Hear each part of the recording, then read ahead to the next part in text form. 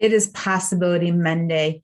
And we always want to remind you about our upcoming Love What You Do again. That's at 3 p.m. Eastern, 12 p.m. Pacific, all the time zones in between and around. We want just to invite you to that. Yet I want to tell you what the value is to our clients, to our possible clients, to our community. You don't have to be a client to attend. You don't have to feel obligated to be a client. This is a experience that we provide because we want others to love what they do again or love it even greater. So again, no obligations. What we do is we share 5 to 10, 15 minutes at most, either a special guest or we go over a specific subject that we know is ridiculously valuable to our business owners, to our leaders in our community, to our coaches that we're empowering, all the different opportunities we get to provide. We want people to love what you do again greater. So feel free to join us again every Monday. You can sign up at onelightahead.com. You can ask us directly in private messages, however you want to join us. We just want to invite you.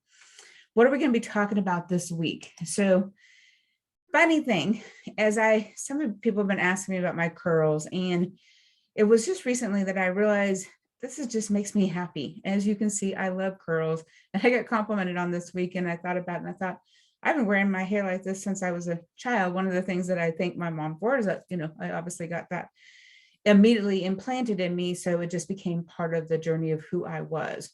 And for a while, I had to feel some people not realizing, made me actually contemplate why I needed to justify this. And yet the gift of the questions required me to think about what it came from, where it began, even so much so of how it applies in our businesses, because all of the things we do and the choices we make have history to them.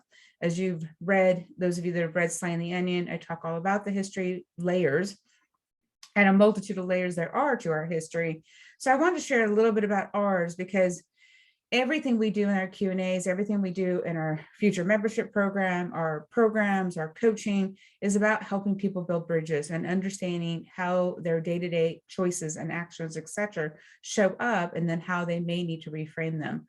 So 2006 was actually when I gave my first seminar, and this logo was one that I was using in my real estate as well. So you see the house on the side, you see the road, because our opportunity in real estate is to guide people on a direction, a buyer and seller to have a meeting of the minds. And when I taught high school real estate, some of you may not know I taught high school real estate. It is one of the paths that we also, when I taught them, is that was the definition to help them understand the gift of meeting of the minds.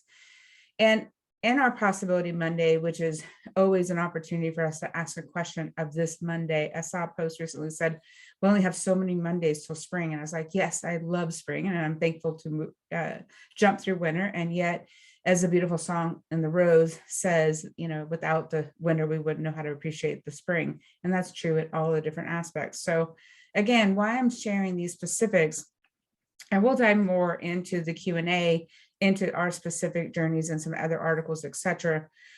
Yet I wanted you to share and see that there is history to everything we do and everything we have done and will do. And ironically, as I was doing some more research and how the history and our purpose got aligned, because one of the trainings I'm in is the understanding of purpose and how we align in our purpose. So this was literally in the 2006 material that I found, even some back to 1999, as I was building and preparing. And I'll show you that in the next slide, is to enlighten companies on tools that all people need to operate and benefit themselves and their purpose. Now, this was still almost 22 years ago in 1999 when some of this stuff started getting formed. So I was still relatively young in my training and teaching and coaching, that I didn't even know I was actually officially in these roles until I understood how to own the roles years later.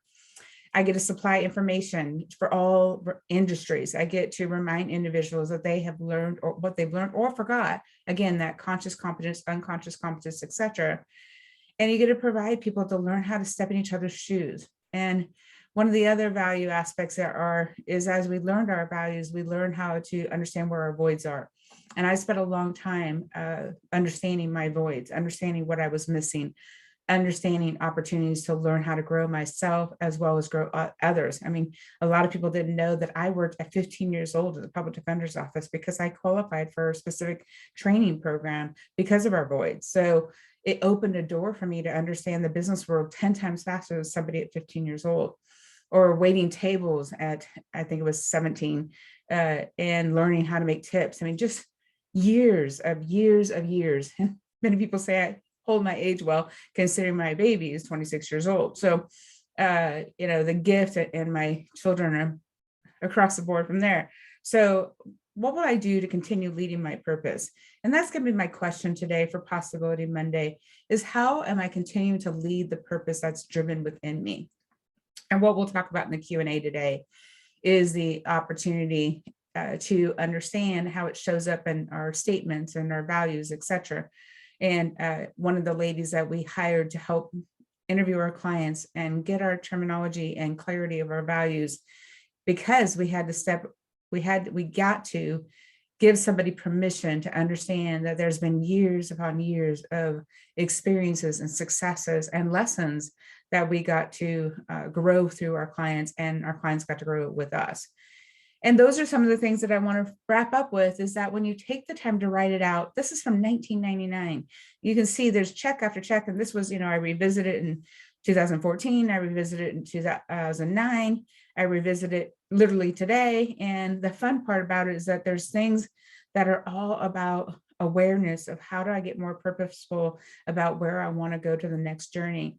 And two of the ones that I have majorly on my long-term commitments is to be able to stand on a stage, what we call the Arco Arena. It used to be called the Arco Arena in Sacramento, and be the leader of that commitment and experience, is to take all these lessons and put it into something that will cause people to fill the auditorium.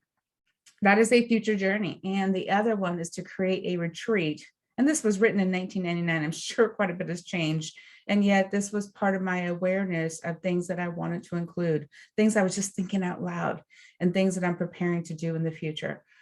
And some of it takes time. One of them was writing a book, and it wasn't until 2021 that the first book was published. And I'm sure I have many more to write along the journey. So your question today is, what will I continue to lead in my purpose? How will I be purposeful about making sure my choices, my actions, my beliefs, and everything else is aligned with my purpose? And I'm surrounding myself with people that are aligned with that purpose to build bridges and move each other forward in that journey. Thanks for joining us. Have an amazing Possibility Monday.